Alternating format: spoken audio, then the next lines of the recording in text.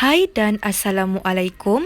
Kami dari kumpulan I akan menerangkan berkaitan prosedur pemberhentian kerja seperti yang terkandung dalam Seksyen 20 Akta Perhubungan Perusahaan dengan mengemukakan satu kes yang berkaitan. Prosedur pemberhentian pekerja adalah untuk memberi maklumat dan meletakkan prinsip-prinsip asas serta panduan kepada syarikat dan pekerja berkaitan pemberhentian pekerja. Prosedur-prosedur ini sepatutnya diambil peduli oleh majikan, tanggungjawab majikan serta hak-hak pekerja jika terlibat dalam isu pemberhentian pekerja tersebut. Majikan tidak boleh memberhentikan pekerja dengan sewenang-wenangnya tanpa sebab dan alasan yang munasabah. Sekiranya majikan ingin memberhentikan pekerja atas beberapa faktor tertentu, majikan perlu mengikuti peraturan atau undang-undang pemberhentian pekerja yang betul. Terdapat beberapa prosedur pemberhentian pekerja, Seksyen 20 Akta Perhubungan Perusahaan. Yang pertama, proses permohonan. Yang kedua, perwakilan. Dan yang ketiga, rundingan damai. Bagi proses permohonan, representasi di bawah Seksyen 20 APP 1967 boleh dibuat berpandukan beberapa syarat berikut. Yang pertama, hendaklah seorang pekerja yang ditakrifkan di bawah Seksyen 20 APP 1967. Yang kedua, menganggap bahawa beliau dipecat tanpa sebab dan alasan yang munasabah. Yang ketiga, menuntut untuk dipulihkan kejawatan asalnya sahaja. Yang keempat, perlu dibuat dalam tempoh 60 hari dari tarikh pemecatan. Pekerja juga boleh mengemukakan representasi semasa dalam tempoh notis pemecatan. Yang kelima, perlu dibuat secara bertulis kepada Ketua Pengarah Perhubungan Perusahaan Malaysia iaitu KPPPM. Dan yang keenam, boleh difailkan di pejabat KPPPM yang berdekatan dengan tempat kerja. Seterusnya, pekerja hendaklah mengemukakan kepada KPPPM maklumat yang lengkap dan pegawai yang mengendalikan kes akan menetapkan tarikh dan dipanggil melalui surat untuk menghadiri rundingan damai pada tarikh, masa dan tempat yang ditetapkan. Bagi perwakilan, pekerja atau majikan tidak boleh diwakili oleh mana-mana peguam, penasihat, perunding atau mana-mana orang lain. Perwakilan yang dibenarkan semasa rundingan damai adalah seperti berikut. Bagi pihak majikan, iaitu diri sendiri, pekerja yang diberi kuasa, pegawai atau pegawai kesatuan sekerja dan pegawai pertubuhan majikan yang didaftarkan di Malaysia, contohnya Persekutuan Majikan-Majikan Malaysia.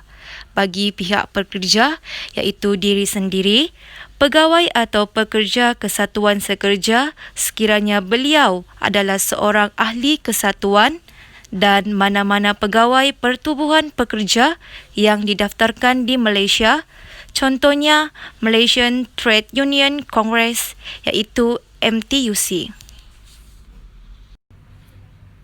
Bagi rundingan damai, pekerja dan majikan bersama-sama wakil masing-masing sekiranya ada hadir dalam prosiding rundingan damai yang mana pegawai pendamai akan menerangkan proses perjalanan rundingan damai tersebut.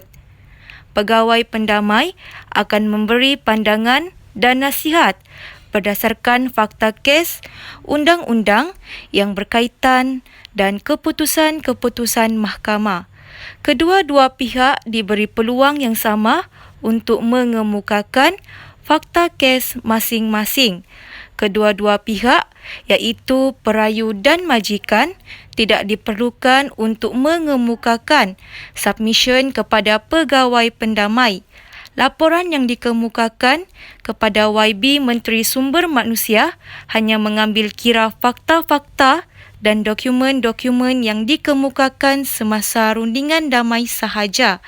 Sekiranya kedua-dua pihak telah mencapai persetujuan penyelesaian, satu memorandum akan dilakukan. Persetujuan akan disediakan untuk ditandatangani oleh kedua-dua pihak dengan disaksikan oleh pegawai pendamai. Representasi ini adalah dianggap selesai dan ditutup setelah semua terma-terma dan syarat-syarat sebagaimana dalam memorandum persetujuan dipenuhi. Sekiranya penyelesaian tidak tercapai, representasi tersebut akan dikemukakan kepada YB Menteri Sumber Manusia.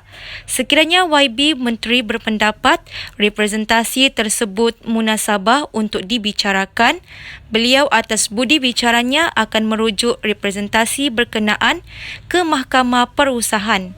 Jika sebaliknya, representasi tersebut tidak akan dirujuk ke Mahkamah Perusahaan dan representasi berkenaan akan ditutup. Satu kajian kes telah ditemukan di Pejabat Tenaga Kerja Kuala Terengganu. Pihak penuntut iaitu Sarimah binti Abdullah, pihak syarikat Sadira Enterprise dan tarik bicara pada 25 Julai 2017. Kes mahkamah iaitu isu pertikaian Sarimah binti Abdullah dan Sadira Enterprise. Akta yang digunakan sebagai rujukan di sini ialah Akta Perhubungan Perusahaan 1967 di bawah Seksyen 20 dalam kurungan 3 mengenai pembuangan pekerja iaitu Sarimah binti Abdullah ataupun penuntut oleh Sadira Enterprise ataupun pihak syarikat. Puan Sarimah telah bekerja sebagai pembantu kantin di syarikat tersebut dan telah tertuduh di mana pihak syarikat mendakwa sepanjang 1 bulan pihak menerima aduan pelanggan didakwa penuntut tidak beretika dan menimbulkan masalah. 2 minggu kemudian, pada 31 bulan 1 2016, penuntut menerima notis pemberhentian pekerja. Seterusnya, penuntut mengemukakan aduan kepada pihak Hospital Dungun untuk menyiasat aduan tersebut. Pihak syarikat telah menghantar notis pemberhentian pekerja dengan sebulan gaji bertarikh 31 bulan 1 2017 dan diterima penuntut dan pemberhentian pekerja berkuat kuasa 28 bulan 2 2016. Bagi prinsip undang-undang untuk isu tersebut, majikan memberikan alasan. Jika salah laku itu tidak mempunyai bukti, maka disimpulkan keputusan dan pemecatan itu adalah tanpa sebab dan alasan. Seterusnya, tentukan salah laku yang telah diadukan oleh majikan telah dibuktikan. Jika terbukti, maka salah laku itu sebagai bukti pemecatan dilakukan. Dan majikan mesti mengemukakan bukti salah laku pekerja sebelum pemecatan. Penilaian dan dapatan daripada isu tersebut, pihak yang menuntut bekerja untuk pihak syarikat tanpa sebarang kontrak pekerjaan. Pihak yang menuntut bekerja secara lisan melalui panggilan telefon di mana pihak syarikat menerima pihak yang menuntut sebagai pembancu air di kantin Hospital Dungun, Terengganu. Seterusnya, pihak yang menuntut dituduh seorang yang tidak beretika dan sering menimbulkan masalah. Dengan tuduhan itu, pihak syarikat mengeluarkan notis pemberhentian pekerja selama 1 bulan gaji iaitu pada 28 bulan 2 2016 kepada pihak yang menuntut yang mana kerja pihak yang menuntut sebagai pembantu kantin di Hospital Dungun akan ditamatkan berkuat kuasa pada 28 bulan 2 2016 dengan alasan kerja tidak menepati keperluan pengurusan hospital. Seterusnya, surat yang dikeluarkan oleh pihak hospital pada 23 bulan 2 2016 tidak ada mengeluarkan sebarang arahan sehingga menyebabkan pihak yang menuntut diberhentikan kerja.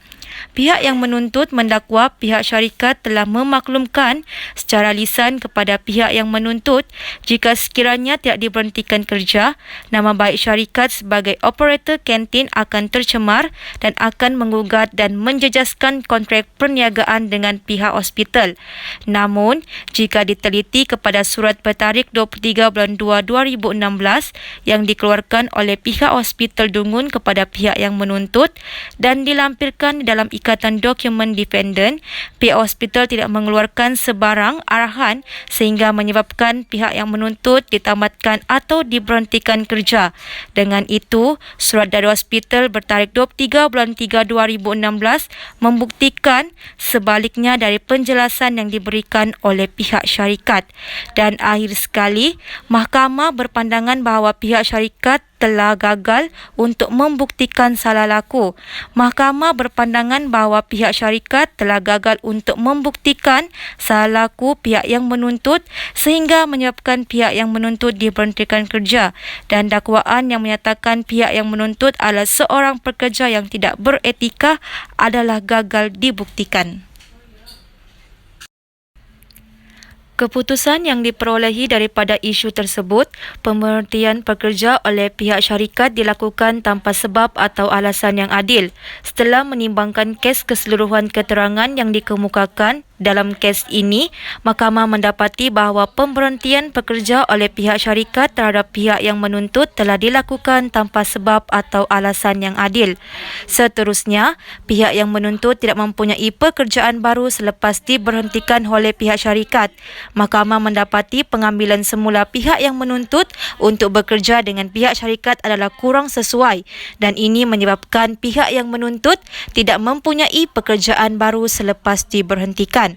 Dan yang terakhir, pihak syarikat atau pihak responden dikenakan bayaran pampasan. Pihak syarikat diwajibkan membayar kepada pihak yang menuntut secara terus sejumlah RM7,000 dalam tempoh 30 hari daripada tarikh award ini atas sebab memberhentikan pekerja tanpa sebab dan alasan yang adil. Itu sahaja daripada kami. Sekian, terima kasih.